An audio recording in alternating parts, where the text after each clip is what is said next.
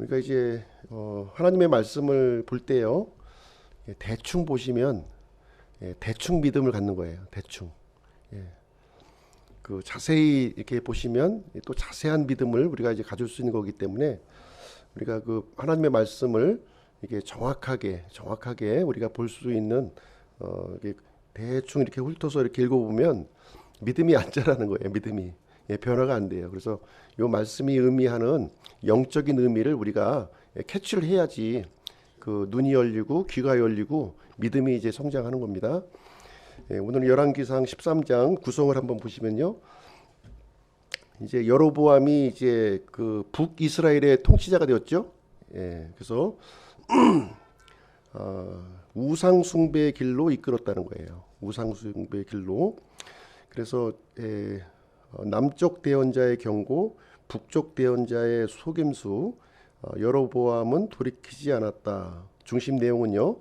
여로보암은 명백한 하나님의 경고에도 불구하고 악한 길에서 돌이키지 않았다 하는 내용이 이제 되겠습니다.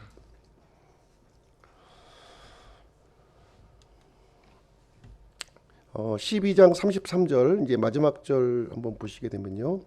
12장 33절 자기 마음속으로 생각하여 정한 달 곧 8월 15일에 자기가 베델에 만든 제단 위에 그렇게 헌물을 드리며 이스라엘 자손을 위해 명절을 정하고 제단 위에 헌물을 드리며 분향하였더라.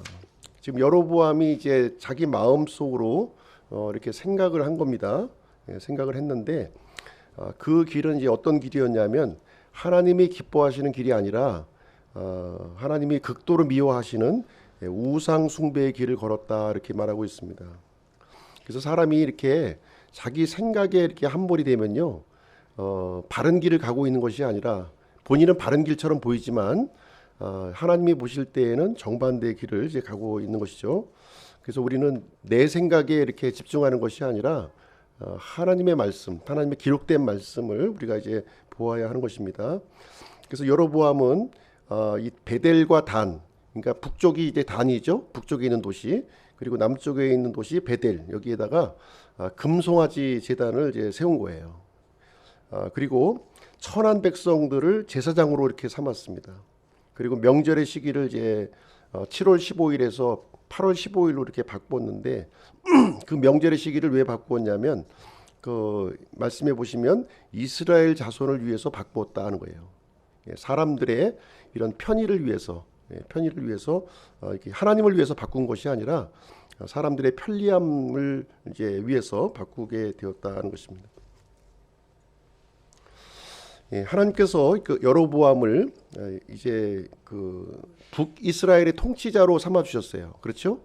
북이스라엘 왕이 될 자격이 있었나요? 이 사람이 왕이 될 자격이 없었던 사람이에요. 그럼에도 불구하고 이제 북쪽의 10지파를 이제 다스릴 수 있는 통치자로 이렇게 삼아 주셨습니다. 이렇게 그 왕국이 분열되는 것은 큰 사건이죠. 우리나라도 지금 이제 분열의 아픔을 이게 갖고 있지만 이게 남과 북으로 이제 한 민족이 갈라진다고 하는 것은 엄청난 그 불행이요 큰 사건입니다. 그렇죠? 이 큰 사건이 이제 르호보암 왕 때 유다의 그 솔로몬의 아들인 르호보암 왕 때 일어난 거예요. 이 사실을 통해서 우리가 이제 깨달아야 되는 내용이 있는 거죠. 그렇죠? 왜 이렇게 왕국이 분열되었는가 하는 것을 우리가 원인 진단도 하고 어떻게 하면 이것을 다시 이제 회복할 수 있을 것인가 하는 것을 살펴보아야 할 것입니다. 그래서 사실은 이 그 여로보암이라고 하는 이 왕에게 북쪽의 통치자를 삼아 주신 것은 남유다를 향한 경고였어요. 그렇죠? 르호보암 왕에 대한 경고 조치였습니다. 그래서 하나님께서 원하셨던 건 무엇이냐면 이제 그 심판하려고 하시는 것이 아니라 다윗의 길로, 이 바른 길로 돌이키기 위해서 지금 이제 하나님이 이제 원하시는 내용이었습니다. 그런데 여로보암의 같은 경우는요, 하나님의 은혜를 원수로 갚았다는 거예요. 원수로. 자기 마음의 생각, 그러니까 하나님의 뜻을 따른 것이 아니라 자기 마음의 생각을 이렇게 따라서 행했고 하나님의 마음을 아프게 하는 그런 일을 이제 했다는 것이죠. 남유다는 어땠을까요? 르호보암이 통치하던 이제 남유다, 남유다 역시 이렇게 그 하나님 앞에서 바른 삶을 살았던 것이 아니라 역시 하나님의 뜻에 어긋나는 그런 삶을 살았다는 것을 여기서 우리에게 이제 알려주고 있습니다. 잠깐 이제 그 왕국의 분열 역사를 보시게 되면요, 주전 1050년에 그 사울이 이제 이스라엘을 40년 동안 통치했습니다. 그렇죠? 그리고 주전 1010년에 다윗이 이스라엘을 40년간 통치했어요. 그리고 주전 970년 솔로몬이 이스라엘을 40년 동안 이렇게 통치를 했습니다. 그리고 나서 이제 솔로몬의 아들인 르호보암 때 주전 930년에 왕국이 이제 분열이 일어난 거죠. 분열이 일어났습니다. 남유다는 르호보암이 통치하고 북이스라엘은 여로보암이 통치하는 이런 참 가슴 아픈 그 역사가 이제 일어나게 된 것입니다. 왜 이런 일이 일어났을까요? 성경은 단순하게 얘기하고 있어요. 솔로몬이 우상 숭배의 죄를 범했기 때문이다. 하나님의 말씀을 따르지 않고 불순종하고 다윗의 길을 걷지 않았기 때문에 이 왕국이 분열되게 되었다는 것을 말해주고 있습니다. 이 정확한 진단이 이루어지지 않으면 회복이 이루어지지 않는 거예요. 영적인 문제 때문에 이 모든 그 현실적인 문제들이 지금 이제 일어나고 있다는 것을 성경은 말해주고 있습니다. 우리 개인적으로도 마찬가지예요. 왜 갑자기 나한테 이런 일이 일어날까? 그 근본적인 본질을 우리가 찾아서 들어가면 그 영적인 원인을 우리가 이제 찾을 수 있다고 하는 사실입니다. 첫 번째는 이제 유다에서 온 대언자의 경고인데요. 지금 배경이 북이스라엘이에요. 북이스라엘을 이제 배경으로 여로보암이 통치하고 있는 이제 북이스라엘을 배경으로 지금 이제 진행이 되고 있는 것입니다.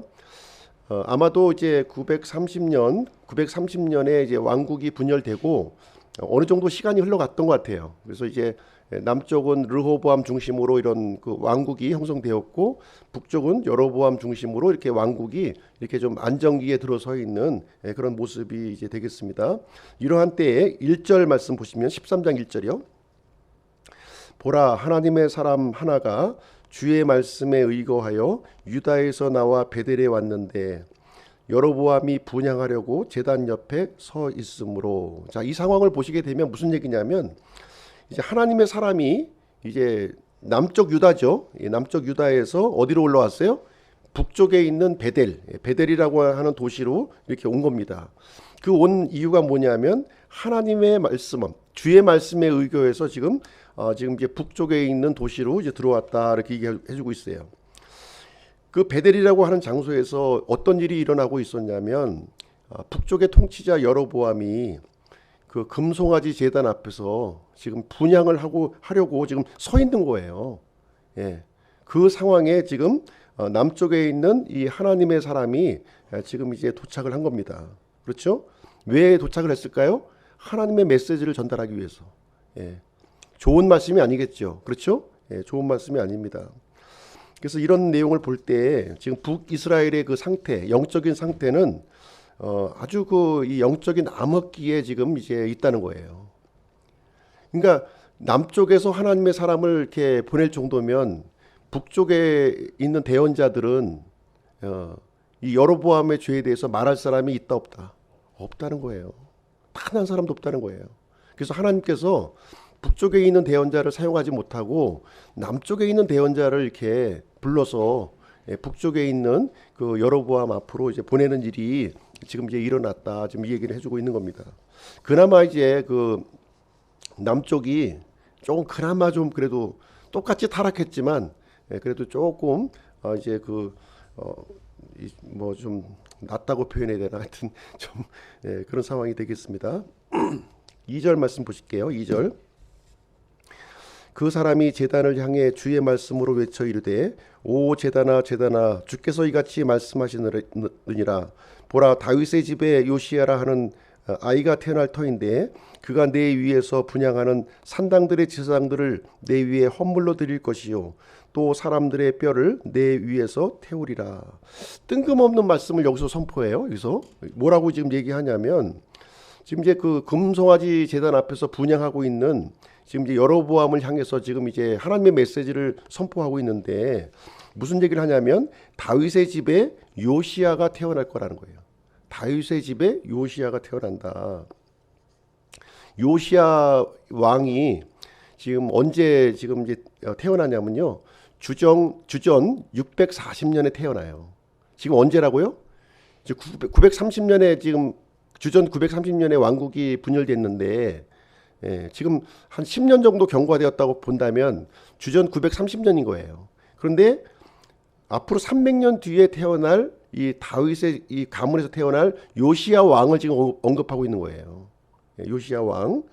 그때 이제 하나님의 심판이 임한다는 거예요. 지금 이 여로보암이 지금 저지르고 있는 우상 숭배의 죄에 대해서 지금 이제 이 요시야라고 하는 다윗의 그 집안에 태어난 왕이 심판을 집행할 것이다. 그 얘기를 이제 여기서 해주고 있습니다. 그때는 제사장들이 헌물로 바쳐질 것이고 바로 이 장소에서 그리고 사람들의 뼈가 불태워지는 일이 있을 것이다 하는 것을 이제 예언적으로 지금 이제 선포하고 있는 거예요.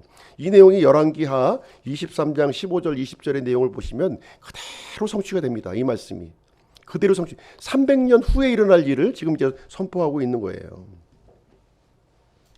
전도서 8장 11절 말씀해 보시게 되면 전도서 8장 11절 악한 일에 대한 판결이 신속히 집행되지 아니하므로 그런 까닭에 사람들의 아들들의 마음이 악을 행하려고 그들의 속에서 완전히 고정되었느니라.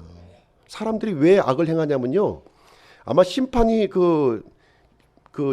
악을 행하자마자 바로 집행이 되면 아마 악을 행하지 않을 거예요. 그렇죠? 근데 이 하나님의 심판이 신속하게 집행되지 않는 거예요. 그 모습 때문에 이 악한 사람이 이 악을 행하려고 하는 그 마음이 완전히 마음속에 고정이 된다 이렇게 하고 있습니다. 이게 무슨 얘기냐면 하나님께서는 이 악인에게조차도 회개할 기회를 주시는 거예요. 당장 심판하지 않고 다시 한번 돌이킬 수 있는 회복의 기회를 보여주는데 이 악인들은 회복의 기회를 어떻게 사용해요? 더 악을 더 저지르는 데 사용한다는 거예요. 물론 다 그렇지는 않겠죠. 그중에서 일부는 회개하고 돌이키는 사람도 있겠지만 근데 하나님께서는 그 무엇에 집중하고 있냐면 회개하고 돌이키는 사람에게 집중하는 거예요. 100명이 악을 행할지라도 단 한 사람이라도 회개하고 돌이키는 그 한 사람을 위해서 하나님은 심판을 이렇게 유예하시고 이렇게 참으시는 모습을 우리에게 이제 알려주고 있는 그런 내용이 되겠습니다. 그래서 우리는 하나님의 이런 성품을 악용해서는 안 되겠죠. 악용해서는 안 되는 거예요. 그래서 이제 이 남쪽에서 올라온 이 대언자는 이제 표적으로 이제 그 하나님의 말씀이라고 하는 사실을 확증해 줍니다. 확증해 줘요. 3절에 그 내용이 이제 기록되어 있습니다. 3절. 바로 그날 그가 표적을 주며 이르되 이것은 주께서 말씀하신 표적이라. 보라 제단이 갈라지고 그 위에 있는 재가 쏟아지리라. 이 말씀이 하나님이라고 하는 사실이 어떻게 증명이 되냐면 이 재단이 지금 이제 번제단 얘기하고 있는 거예요. 번제단 큰 그 짐승들의 희생물을 잡는 그 번제단인데 그것이 이제 갈라진다는 거예요. 쭉 갈라지고 그 안에 있는 재들이 이제 쏟아지는 것을 통해서 지금 이제 이 유다에서 올라온 이 대언자의 말이 하나님의 말씀이라고 하는 사실을 증명하고 있다. 이제 이렇게 얘기를 해주고 있습니다. 이런 얘기를 들은 여로보암은 어떤 행동을 취했을까? 이제 4절에 나와 있습니다. 여로보암의 반응을 보시면 하나님의 사람이 베델에 있는 제단을 향해 외쳐 말하는 것을 여로보암 왕이 들을 때 그가 제단에서 손을 내밀며 그를 잡으라 하고 말하였는데 체포 명령을 내린 거예요. 지금 이 감히 왕이 지금 분향을 하고 있는데 금송아지 앞에서 분향을 하고 있는데 이 엉뚱한 소리를 하니까 지금 이제 체포 명령을 이제 저놈 잡으라고 얘기하니까 그 순간에 이제 손이 말라가지고 이거를 회수하지 못하는 거죠. 그대로 말라버린 거예요. 이 말라버리는 일이 발생이 되었고, 그 다음에 이제 이 하나님의 말씀을 확증하시기 위해서 제단이 갈라지고 재가 쏟아지는 일이 이제 발생이 된 것입니다. 자, 그래서 이제 상황이 이렇게 되니까 또 아주 그냥 여로보암 입장에서는 아주 황당한 상황이 된 거죠. 예. 6절 말씀 보시면 왕이 하나님의 사람에게 응답하여 이르되 이제 주 곧 내 하나님의 얼굴을 향해 간구하고 나를 위해 기도하여 내 손이 다시 회복되게 하라. 이제 내 손 좀 고쳐달라. 지금 이제 상황이 완전히 반전된 거예요. 지금 반전이 돼가지고 이제 고쳐달라고 하니까 이제 이 유다에서 올라온 대원자가 기도하니까 즉시 기도하자마자 즉시 회복이 됐어요. 즉시 회복하는 그런 일이 일어나게 되었습니다. 그러니까 이제 여로보암이 이제 또 호의를 이제 이 대원자에게 베풀게 됩니다. 7절 말씀에 보시게 되면 왕이 하나님의 사람에게 이르되 나와 함께 집에 가서 원기를 회복하라. 그러면서 이제 보상을 이제 주겠다. 지금 이렇게 얘기를 합니다. 그러니까 이제 대원자는 이제 완강하게 거부하지요. 그래서 나는 즉시 이 말씀을 선포한 다음에는 즉시 다른 길로 이제 돌아가야 된다는 사실을 여기서 이제 알려주게 됩니다. 자, 11절 말씀 보실게요. 11절. 여기서 이제 늙은 대원자가 등장하는데요. 늙은 대원자 11절 말씀 보겠습니다. 11절. 한편 베델에 한 늙은 대원자가 거하였는데 그의 아들들이 와서 그날 하나님의 사람이 베델에서 행한 모든 일을 그에게 고하되 그 사람이 왕에게 전한 말씀들도 자기들의 아버지에게 고하였으므로. 여기 이제 유다에서 올라온 대원자, 그 다음에 이 베델에서 지금 살고 있었던 이 늙은 대원자 지금 등장하고 있는데요. 참 이게 좀 난해 구절이에요. 난해 구절. 사실 이제 이해하기가 왜 등장했을까? 지금 요 내용이 참 이제 좀 이해하기가 어려운 내용이 되겠죠. 예. 그래서 한번 이제 학자들마다 이제 좀 견해가 조금씩 다 이제 틀리고 있는데요. 한번 이제 말씀을 통해서 한번 우리가 좀 이제 하나하나 짚어보도록 하겠습니다. 자, 이 늙은 대원자, 이제 늙은 대원자, 이 늙은 대원자에게 아들들이 있었다는 거예요. 아들들. 근데 아들들은 어디에 있었어요?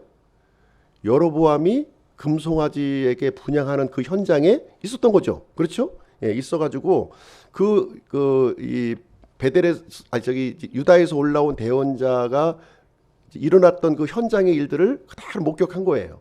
그 사실을 누구한테 얘기했을까요? 쪼르륵 집에 가서 이제 자기 아버지 늙은 대원자에게 지금 이제 보고하는 일이 이제 일어나게 된 것입니다. 그래서 유다에서 젊은 이 대원자 하나가 올라왔는데 감히 여로보암 왕이 이제 분향하는 자리에서 이렇게 막 하나님의 말씀을 선포하고 또 그래서 이 여로보암이 체포 명령을 내리니까 그 손이 말라버리고 그다음에 뭐 재단이 갈라지고 뭐 하여튼 이런 얘기를 막 이제 하여튼 에피소드를 지금 얘기를 했겠죠. 이제 그 얘기를 들은 이제 늙은 대원자가 어떻게 지금 행동을 하는지 그 내용이 12절에 나와 있습니다. 12절을 보시게 되면 그들의 아버지가 그들에게 이르되 그 사람이 어느 길로 갔느냐 하였으니 이는 그의 아들들이 유다에서 온 하나님의 사람이 어느 길로 갔는지 보았기 때문이더라. 이렇게 하고 있습니다. 그래서 여기 늙은 대원자가 지금 나이가 많이 들었다는 얘기죠. 일단은. 그런데 성경에서 늙은 대원자라는 표현을 이제 하게 될 경우에 이것은 이제 영적으로 무지하고 무감각하다 하는 것을 내포하고 있는 거예요. 뭐 이삭의 눈이 어둡고 엘리의 눈이 어둡다 이런 표현을 했을 때에는 영적으로 굉장히 이렇게 안 좋은 상태, 무감각한 상태에 이제 놓여져 있는 굉장히 세속적인 이 하나님의 대언자였지만 이 세속적인 대언자였다는 거예요. 지금. 그래서 이 아들들을 여로보암이 금송아지를 이렇게 숭배하는 그 자리에 아들들을 보낸 거잖아요. 왜 보냈습니까? 동참하려고. 금송아지 숭배하는데 동참하려고 아들들을 보낸 거예요. 그럴 정도로 지금 이 세속적인 이 대언자구나 하는 것을 여기서 간파를 할 수가 있어야 된다는 거예요. 그래서 이 늙은 대언자는 북쪽 지파에 있는 이 대언자를 대표하는 사람이라는 거예요. 이 늙은 대언자가 이러할진데 북쪽에 있는 대언자들은 전부 다 이렇게 영적으로 이렇게 눈이 멀어 있고 무감각해 있고 세속적으로 빠져 있구나 하는 것을 단적으로 우리에게 설명을 해주고 있는 거예요. 이랬을 때 이 늙은 대언자는 유다에서 올라온 이 대언자의 이 행동이 기분이 좋았을까요? 나빴을까요? 기분이 나쁘죠. 이 세속적인 대언자는 그 영적인 대언자를 보면은 싫어합니다. 싫어하는 게 특징이에요. 싫어할 수밖에 없는 거죠. 그래서 이 관계를 꾸미는 거죠. 어떻게 하면 왕이 분향하는 이 자리에서 이렇게 이 자기 생각으로는 난동을 피운 이 존재를 그냥 놔둬서는 안 되겠다. 그런 마음을 가지고 지금 이제 관계를 이제 꾸미는 장면이 되겠습니다. 그래서 어디로 갔냐 물어보니까 마침 이 아들들이 이제 떠나간 그 방향을 알았던 거예요. 그래서 이제 그 사람이 간 길을 이제 따라가 보니까 상수리 나무 밑에서 앉아 있는 모습을 이제 발견했다. 이제 이렇게 얘기를 해주고 있는 것이죠. 그래서 이제 젊은 대언자를 자신의 집으로 이렇게 이제 이끄는 장면이 여기에 있습니다. 18절 한번 보실게요. 18절. 그가 그 사람에게 이르되 나도 그대와 같은 대언자니라. 천사가 주의 말씀에 의거하여 내게 말하며 이르기를 그를 네 집으로 데리고 돌아가 그가 빵을 먹게 하고 물을 마시게 하라 하였느니라 하니라. 그러나 그가 그 사람에게 거짓말을 하였더라. 이렇게 하고 있습니다. 그러니까 지금 이 늙은 대언자가 뭐라 그러는 거예요? 나도 당신과 똑같은 대언자야. 오늘날로 얘기하면은 이제 나도 똑같은 목사야 하면서 지금 이제 하나님의 말씀을 서로 논하는 겁니다. 논하는데 어떻게 논하냐면 이 젊은 대언자가 받았던 말씀과 하나님의 말씀과 정반대 얘기를 하는 거예요. 거짓말하는 거죠. 거짓말. 하나님은 이제 분명히 이 젊은 대언자한테 빵도 먹지 말고 물도 마시지 말고 바로 지금 이제 이 남쪽으로 내려오라고 이제 얘기를 했는데 지금 이제 늙은 대언자가 하는 말이 하나님께서도 천사를 통해 나에게 얘기를 해 주셨는데 빵도 먹고 같이 물도 마셔도 좋다고 얘기를 했다. 지금 이 얘기를 해주고 있는 거예요. 지금 정반대 얘기를 해주고 있습니다. 그렇죠? 거짓말을 하고 있는 거죠. 그래서 이제 이 유다에서 온 대언자는 이제 의심하지 않고 그냥 늙은 대언자의 집에 따라가는 그런 일이 생긴 겁니다. 이때 어떻게 해야 되나요? 하나님께 기도해야죠. 그렇죠? 내가 받은 하나님의 말씀과 정반대의 얘기를 하고 있다면, 조금 다른 얘기를 하고 있다면 과연 이 말씀이 하나님이 주신 말씀입니까? 하고 물어봐야 되는 거죠. 묻는 과정이 없었던 거예요. 그냥 같은 대언자라니까 그냥 이제 그 사람의 말만 믿고서 따라가는 일이 이제 발생을 한 겁니다. 잘못된 선택이었죠. 19절 말씀해 보시게 되면 이에 그 사람이 그와 함께 돌아가 그의 집에서 빵을 먹고 물을 마시느니라. 이 유다의 대언자, 유다에서 올라온 대언자가 이제 이 늙은 대언자가 한 말을 알았을 것이다, 몰랐을 것이다 하는 쪽에서 견해가 좀 달라지고 있는 거예요. 어떤 사람은 이제 알고 따라갔을 것이다 이렇게 또 보시는 분이 있고, 또 모르고 따라갔을 것이다 이렇게 보는 견해가 있다는 거죠. 그렇죠? 근데 성경에는 명시가 안 돼 있는 거예요. 명시가 안 돼 있습니다. 그래서 어쨌든 알았든 몰랐든 지금 문제가 되는 거죠. 지금 알았으면 뭡니까? 알았으면 하나님의 말씀에 불순종하는 거였고, 몰랐다고 할지라도 영적으로 무지한 일이죠. 이거는 그죠? 다 문제가 되는 거예요 지금. 그래서 이 젊은 대언자가 바른 믿음, 하나님과의 이 바른 믿음을 갖고 있었다면 즉시 이제 돌아가야 되는 거죠. 그 늙은 대언자를 따라가서는 안 되는 그런 일이었다는 것을 여기서 이제 알려주고 있는 내용이 되겠습니다. 자, 그래서 그 다음에 이제 집에서 이제 같이 이제 빵과 물을 이제 마시고 있는데, 바로 이때 이 늙은 대언자에게 하나님의 말씀이 임한 거예요. 하나님의 말씀이 20절에 그 내용이 기록되어 있습니다. 20절. 그들이 상에 앉았을 때 주의 말씀이 그 사람을 데려온 대언자, 이 늙은 대언자에게 하나님의 말씀이 임했다는 거예요.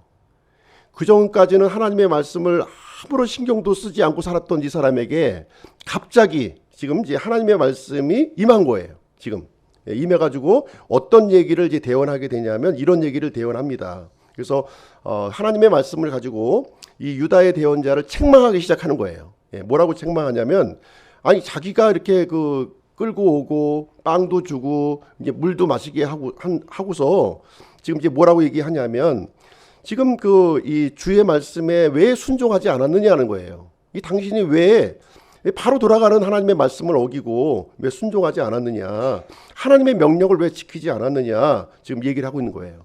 그래서 네 사체가 네 조상들의 돌무덤에 들어가지 못할 것이다 하는 이 하나님의 말씀을 이제 그 대언하는 일이 여기서 일어나게 됩니다.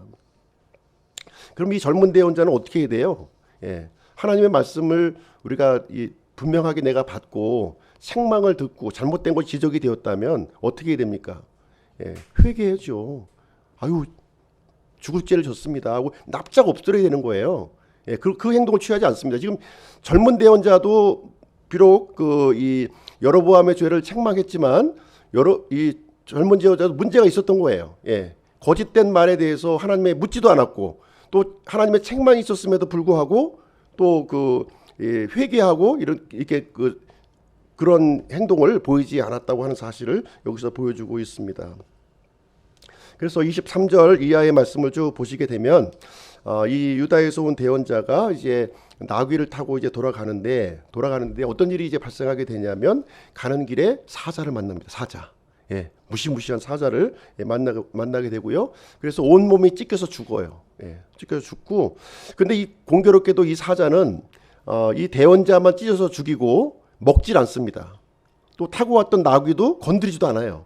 예, 이 대언자만 찢어서 죽이는 그런 일을 이제 여기서 하게 되고, 또 이 사자는 또 어떤 행동을 취하냐면 이 대언자의 시체와 나귀를 이렇게 옆에서 지켜줘요. 예, 이것이 못 가져가도록 다른 사람들이 지켜주는 그런 일이 일어납니다. 그래서 늙은 대언자에게 임한 하나님의 말씀이 그대로 성취가 되는 그런 일이 이제 발견하게 됩니다. 그랬을 때 이 늙은 대언자는 이제 젊은 대언자에게 일어난 하나님의 심판을 보고서 아주 그 장례식을 이렇게 치러주게 되는데요. 29절에 그 내용이 나와 있습니다. 29절.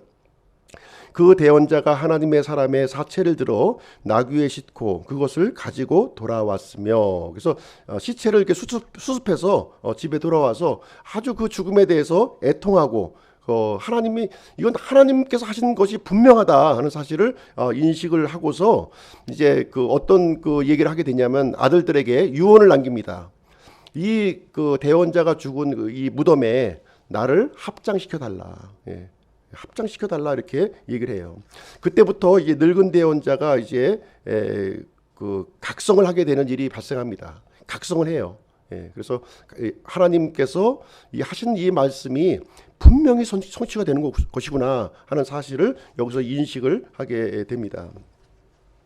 그래서 여기 이제 두 대언자의 이야기를 통해서 우리가 발견할 수 있는 것은 무엇이냐 하는 것을 한번 보도록 하겠습니다. 왜 갑자기 이제 열왕기상 13장에 이 두 대언자, 젊은 대언자와 이제 늙은 대언자의 이야기가 여기에 기록이 되었을까 하는 것을 이제 생각을 해보시게 되면, 이 유다의 대언자, 이 젊은 대언자를 통해서 하나님께서는 여로보암의 죄를 책망하신 거예요. 그렇죠? 여로보암의 죄를 책망했습니다. 그리고 하나님의 메시지를 선포했고요. 그럼에도 불구하고 여로보암은 죄에서 돌이켰습니까? 안 돌이켰습니까? 돌이키지 않았다는 거예요. 그래서 이 북이스라엘의 영적인 실상을 지금 하나님께서 고발하고 있는 거예요. 이 남쪽에서 올라온 대언자를 통해서 북이스라엘의 영적인 상태가 얼마나 처참하고 얼마나 지금 이 부패했는가 하는 것을 단적으로 보여주고 있는 내용이 되겠습니다. 그리고 이 늙은 대언자를 통해서 이루어지는 내용을 보시게 되면, 이 늙은 대언자에게도 하나님의 말씀이 임한 거예요. 하나님의 말씀이 임해서 어떤 일을 하게 되었냐면, 이 젊은 대언자의 불순종을 또 책망했다는 거예요. 지금 이 남쪽 유다에서 올라온 젊은 대언자를 이제 책망을 했어요. 그러면서 하나님의 메시지를 선포한 거예요. 그럼에도 불구하고 이 젊은 대언자는 하나님의 말씀을 듣고 회개했습니까? 안 했습니까? 회개하지 않았어요. 예. 지금 하나님의 말씀이 선포되었을 때 북이스라엘도 회개하고 돌이키지 않았고요. 남유다도 회개하고 돌이키지 않았다. 이 얘기를 지금 이제 하나님께서 이 두 대언자의 이야기를 통해서 하시고 싶은 말씀이 그 내용이라는 거예요. 예. 그래서 남유다뿐만 아니라 지금 북이스라엘의 그 죄를 고발하고 있지만 역시 남유다의 죄도 함께 지금 고발하고 있는 그런 내용이 되겠습니다. 그러면서 이제 하나님께서는 이 대언자들을 통해서 하신 말씀, 이 말씀은 반드시 성취된다 하는 것을 우리에게 가르쳐 주고 있습니다. 그 불순종에 대해서, 우상 숭배에 대해서는 반드시 심판하시는 분이라는 것을 알려주고 있습니다. 마지막 33절 한번 보실게요. 33절. 이 일 뒤에 여로보암이 자기의 악한 길을 버리고 돌아오지 아니하며. 그래서 이제 이 북이스라엘, 이 여로보암은 북이스라엘을 대표하는 인물이라고 말씀드렸습니다. 그래서 하나님의 말씀이 이렇게 선포가 되고 또 하나님의 표적이 이렇게 보여지고 또 이 그 늙은 대언자가 이렇게 각성하는 이 일을 보았음에도 불구하고 이 돌이켜야 되는데 자기의 잘못된 길을 돌이키지 않고 여전히 이 그 하나님을 배반하는 그 길로 가고 있는 여로보암의 모습을 지금 이제 말해주고 있는 그런 내용이 되겠습니다. 참 이 사람이 참 이렇게 참 쇠심줄 같이 즐기다는 거예요. 말씀으로 이렇게 잘못된 것을 이게 지적해 주시고 심판과 멸망을 이제 예고해 주시면 하나님 앞에 무릎을 꿇고 참 내가 더 이상 죄악된 자리에 머물지 않겠습니다. 하나님의 말씀 안에 내가 거하겠습니다 하는 고백이 이루어져야 되는데 그 고백을 안 한다는 거예요. 남유다뿐만 아니라 북이스라엘까지도 그 얘기를 해주고 있는 거예요. 이 이스라엘 백성들이 어떤 백성입니까? 하나님께서 은혜로 이 사람들을 구출하고 이집트 땅에서 구출하고 모든 기적과 그것을 이제 보여주시고 가나안 땅까지 이렇게 인도해서 주셨던 하나님 아니에요. 하나님께서 선택한 하나님의 백성임에도 불구하고 지금 이런 일들이 지금 이제 발생하고 있다는 것을 우리에게 알려주고 있습니다. 명백한 이 표적에도 불구하고 돌이키기를 거부하는 이 하나님의 백성들의 이 아주 이 부패한 영적인 모습을 고발하고 있는 내용이 되겠습니다. 34절. 이 일이 여로보암의 집에 죄가 되어 그의 집이 지면에서 끊어지고 멸망하게 되니라. 그래서 이 여로보암의 길이라고 하는 것은 이 악한 길의 표본이 된 거예요. 악한 길. 그래서 이 북이스라엘은요 한결같이 선한 왕이 아무것도 없다는 거죠. 선한 왕이 없고 전부 하나님의 말씀을 대적하는 악한 왕만 있게 되었고 하나님은 이 일로 해서 진노하셨고요. 궁극적으로는 멸망하게 된다는 사실을 우리에게 알려주고 있습니다. 그래서 북이스라엘은 이렇게 하나님의 그 회개할 수 있는 기회를 이렇게 주었음에도 불구하고 번번이 그 기회를 잡지 못하고 자신의 길로 가는 결정을 하게 되었다는 것을 얘기해주고 있습니다. 자, 그럼 오늘 13장 결론을 좀 볼게요. 유다에서 온 대언자와 이 베델의 늙은 대언자를 통해서 우리에게 이제 가르쳐 주시는 교훈의 말씀이 이제 되겠습니다. 유다에서 온 대언자를 통해서 북이스라엘의 영적인 실상을 고발하고 있다는 거예요. 그래서 북이스라엘의 그 우상 숭배를 책망했고요. 그래서 하나님의 진노로 심판을 받을 것을 지금 이제 경고하고 있는 내용이 되겠습니다. 이 베델의 늙은 대언자를 통해서 또 이제 가르쳐 주시는 교훈은 무엇이냐? 역시 남유다의 영적인 실상도 고발하고 있다는 거예요. 지금 남유다도 뭐 그 도토리 키재기라는 거죠. 그 도토리, 그렇죠? 불신앙의 부분에 있어서는 그래서 이 불순종을 책망을 했고 역시 남유다도 하나님의 진노로 심판받을 것을 지금 예고하고 있는. 그래서 이제 앞으로 진행될 남유다와 북이스라엘이 어떤 미래를 지금 하나님께서 미리 알려주시고 있는 그런 내용이 되겠습니다. 그래서 지금 이제 남유다와 이 북이스라엘의 미래는 아주 절망적인 거예요. 빨리 하나님을 붙들고 그 회개하고 돌이켜야 될 그런 상황인데 그 이 영적인 무감각 때문에 그 이 실상을 이해하지 못하고 있는 그런 모습을 이제 보이고 있는 것이죠. 그래서 르호보암과 여로보암은 불순종의 길을 이제 걸어가게 되었다는 거예요. 두 대언자를 통해서 교훈을 주셨고요. 그래서 그 교훈은 뭐냐면 하나님의 말씀으로 돌아오면 산다는 거예요. 아무리 흉악한 죄를 지었을지라도 하나님의 말씀으로 돌아오기만 산다. 그러나 하나님의 말씀에서 벗어나면은 너희들은 죽을 수밖에 없고 멸망할 수밖에 없다. 이 얘기를 우리에게 알려주고 있는 내용이 되겠습니다. 그래서 북이스라엘은요 722년 아시리아에 의해서 멸망하게 되고 남유다는 586년 그 바벨론 제국에 의해서 멸망을 당하게 됩니다. 그러나 하나님께서는 우리에게 그 이스라엘 백성들에게 이렇게 절망적인 내용만 알려주고 있는 것이 아니라 소망의 메시지도 함께 주시고 있다는 거예요. 그 내용은 무엇이냐면은 하나님께서는 여전히 이스라엘의 이 불순종과 우상숭배에도 불구하고 다윗과의 약속을 기억하신다는 거예요. 예, 다윗과 맺었던 그 약속을 기억하시고 다윗의 길을 걷는 이 사람들을 통해서 하나님의 약속을 이어가실 것이다 하는 이 내용을 가지고 있는 거예요. 예, 하나님의 말씀을 벗어나고 언약을 벗어나게 되면 멸망할 것이지만 그러나 그럼에도 불구하고 하나님을 붙들고 이 언약의 말씀으로 들어오는 사람들은 그 약속 안에서 이제 하나님께서 그 약속을 신실하게 성실하게 이어가실 것을 우리에게 말씀해 주고 있는 내용이 되겠습니다. 그래서 우리 하나님의 약속 안에 거하는 우리 기쁨 침례교회 성도님들이 되시기를 주님의 이름으로 축복드립니다.